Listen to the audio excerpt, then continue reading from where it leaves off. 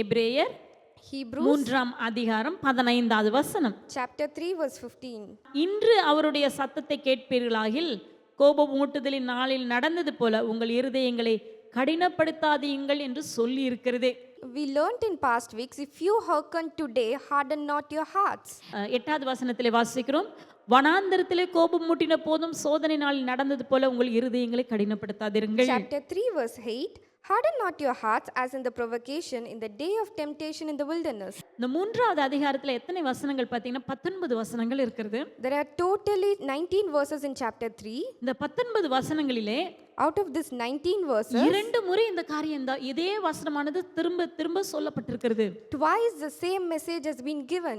ஒரே அதிகாரத்தில், அதாவது 19 வசனங்களுக்குள்ளாக In 19 verses, இரண்டு முறை சொல்லப்பட்டிருக்கிறது. twice it has been said. என்ன சொல்லப்பட்டிருக்கிறது? What has been said? உங்கள் இருதயங்களை கடினப்படுத்தாதீங்கள். Harden not your hearts. இருதயத்தை கடினப்படுத்தாதீங்கள். Harden not your hearts. சின்ன பிள்ளைகளுக்கு ஆண்டவர் பேசுகிறார், வாலிபர்களுக்கு ஆண்டவர் பேசுகிறார். Even to the youth, God is speaking today. உங்களுடைய இருதயம் எப்படி இருக்க வேண்டும்? How should your heart be? ஆண்டவருக்கு முன்பதாக Before the Lord, உங்களுடைய இருதயம் ஒரு சாஃப்ட்டா இல்லன்னா ஒரு பஞ்சை போன்ற இருதயமாக இருக்க வேண்டும். it should be soft, spongy and fleshy. உங்களுடைய இருதயம் எப்படி இருக்க வேண்டும் என்று வசனம் சொல்கிறது.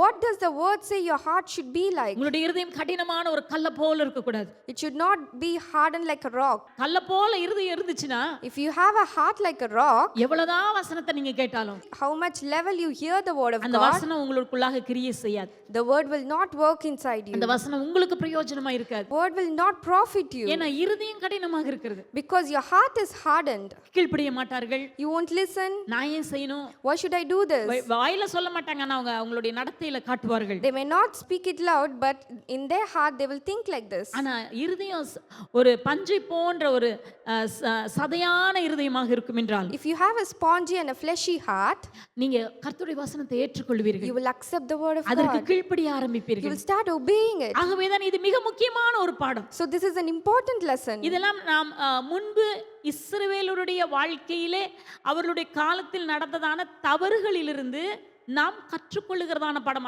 அதை தான் இந்த மூன்றாம் அதிகாரம் நமக்கு உணர்த்துகிறது. These are the lessons we need to take from the mistakes of the Israelites in those days. இன்று அவருடைய சத்தத்தை கேட்பீர்களாகில் கோபமூட்டுதலில் நடந்தது போல உங்கள் இருதயங்களை கடினப்படுத்தாதிருங்கள் என்று சொல்லி இருக்கிறது. Today if you will hear his voice, harden not your hearts as in the provocation. என்ன கோபமூட்டுதலின் நாளிலே என்ன நடந்தது? What did happen in the day of provocation? 16வது வசனத்திலே வாசிக்கிறோம், கேட்டவர்களில் கோபமூட்டினவர்கள் யார்? For some when they heard did provoke, howbeit not all those came out of Egypt by Moses. மோசேயினால் எகிப்திலிருந்து புறப்பட்ட யாவரும் அப்படி செய்தார்கள் அல்லவா?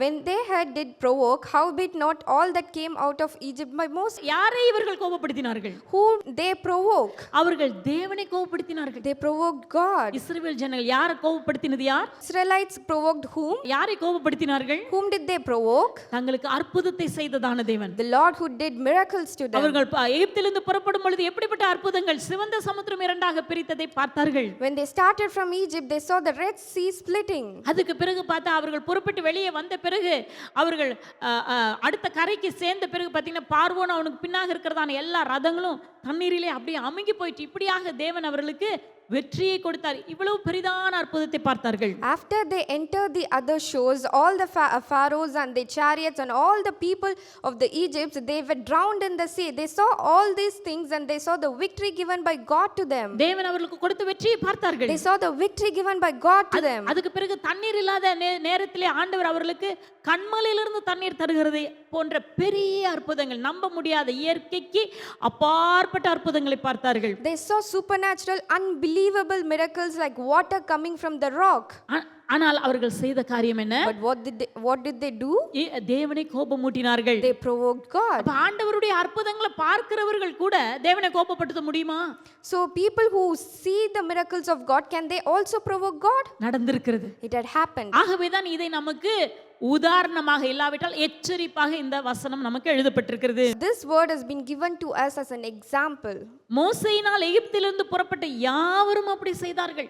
All those who started with Moses, they all provoked God. மோசேயோடு கூட புறப்பட்ட எல்லா மனுஷரும் என்ன செய்தார்களாம்? தேவனை கோபப்படுத்தினார்கள். All those who came with Moses, they all provoked God. தேவனை கோபப்படுத்தினார்கள். They provoked God. ஆகவே என்ன நடந்தது? So what happened? 17வது வசனத்தில் வாசிக்கிறோம். மேலும் அவர் 40 வருஷமாய் யாரை அரோசித்தார்? But with whom was he grieved 40 years? Grieved, ஆங்கில வேதம் சொல்கிறது யார் மேல் அவர் துக்கமாக இருந்தார். அரோசித்தார் என்றால் வேதனைப்பட்டார். அவர்களை குறித்து, அந்த ஜனங்களை குறித்து தேவன் வேதனைப்பட்டார். With whom was he grieved 40 years, which means God was grieved on his people. துக்கப்பட்டார். He was grieved. அப்ப ஆண்டவருக்கு மனுஷன் செய்கிற காரியங்கள் தேவனை துக்கப்படுத்தக்கூடும். So the actions of man can grieve God. இன்றைக்கு நாம் நம்மையே ஆராய்ந்து பார்க்க வேண்டும். Today it's the day for us to examine ourselves. நாம் செய்கிற கிரியைகள் தேவனை பிரியப்படுத்துகிறதா இல்லாவிட்டால் துக்கப்படுத்துகிறதா? Are my actions pleasing God or grieving God?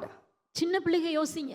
Children, examine yourself. நீங்க செய்கிற காரியங்கள், நீங்கள் பேசுகிற பேச்சுக்கள் தேவனை கோபப்படுத்துகிறதா இல்லாவிட்டால் பிரியப்படுத்துகிறதா? Your actions, your behavior or your speech, is it pleasing God or grieving God? 40 வருஷமாய் யாரை அவர் அரோசித்தார்? With whom was he grieved 40 years? பாவம் செய்தவர்களை அல்லவா?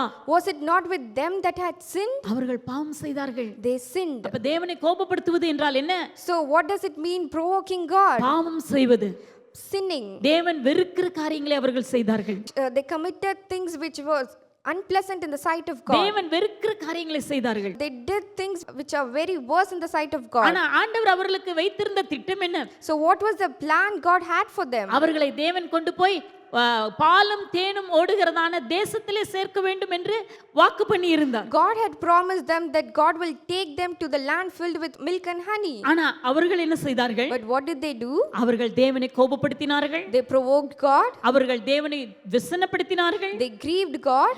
அவர்களுடைய சவங்கள் வனாந்தரத்தில் விழுந்து போயிற்று. Whose carcasses fell in the wilderness. அவர்கள் வனாந்தரத்திலே மடிந்து போய்விட்டார்கள். They died in the wilderness எவ்வளவு itself. ஒரு வேதனையான நிலைமை.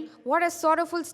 தேவனாலே ஆச்சரியமான கரத்தை பார்த்து இஸ்ரவேல் ஜனங்கள் வெளியே புறப்பட்டு வந்ததான நபர்கள் முடிவிலே அவர்கள் போய் சேர வேண்டிய இடத்துக்கு சேராமல் வழியிலேயே மரித்து போய்விட்டார்கள். The people who saw the supernatural powerful hand of God, they did not reach the promised land, but in the middle they died.